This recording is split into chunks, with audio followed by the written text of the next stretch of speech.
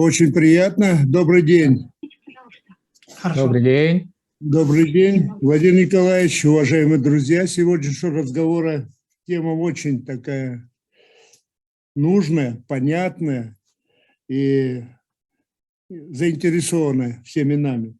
Но я прежде всего хотел еще раз. Вчера уже мы от Государственного собрания Лтумен Антонина Афанасьевна Григорьева поздравила, Министерство внешних связей, пожелала успехов, отметила очень полезную, плодотворную работу. Я еще раз к этому присоединяюсь. Мы очень много взаимодействуем.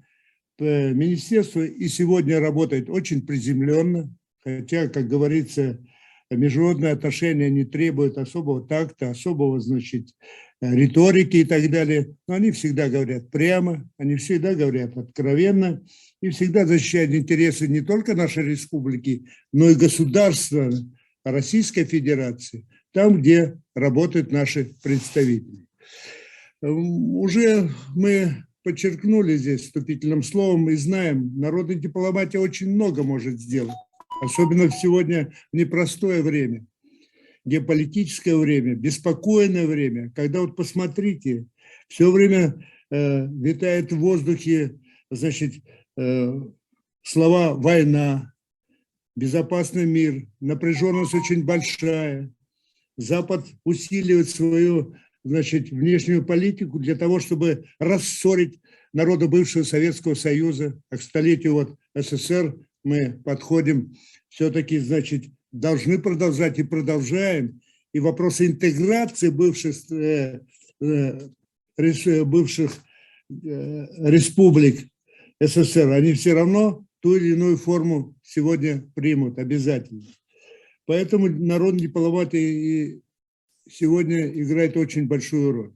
Мы много уже говорили о постоянной работе, но есть в жизни такие моменты возникают, когда нужно усилить непосредственно, и народная дипломатия может сделать очень много, как, например, события, которые произошли в 2014 году на Украине. Когда пришли к власти, было объявлено, что интересы народа будут защищать новая власть, которая рвалась к власти на Майдане, а в конечном счете профашистские интересы пришли к власти люди, которые развязали войну на Донбассе, Донецкой Народной Республике, Луганской Народной Республике.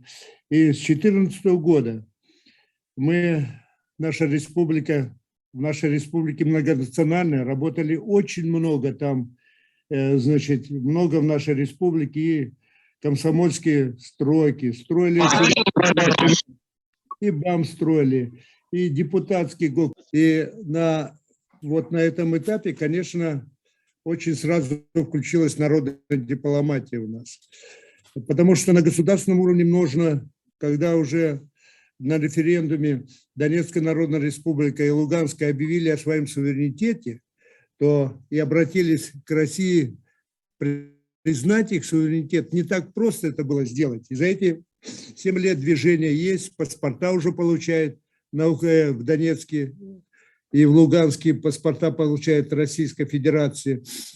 И сейчас уже многие связи развиваются, но тогда, 7 лет назад, было это очень сложно. Поэтому мы провели одну из первых акций, это была именно народная дипломатия, когда заслуженные деятели искусств, культуры нашей республики провели такую акцию вместе с посланцами Луганска, Якутия, детям Донбасса. Провели 4 благотворительных концерта, собрали деньги и сразу в 2015 году уже послали на поддержку детей. И за это время очень много мы сделали для того, чтобы поддержать народ. Ну, во-первых, поддержать народ Донецкой Народной Республики. Ежегодно мы туда, многие предприятия откликнулись. Это прежде всего Якутскэнерго, тогда был руководитель Тарасов Олег Владимирович.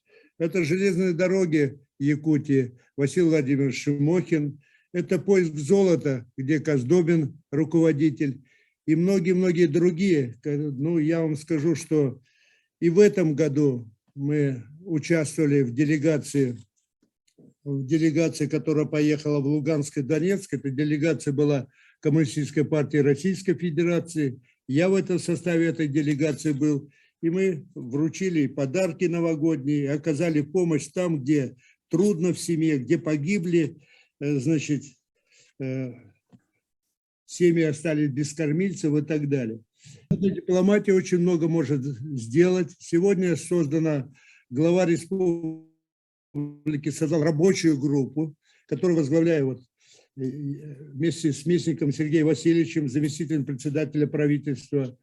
Туда входит и Гаврил Витальевич, Кириллин и я возглавляем рабочую группу, которая непосредственно работает уже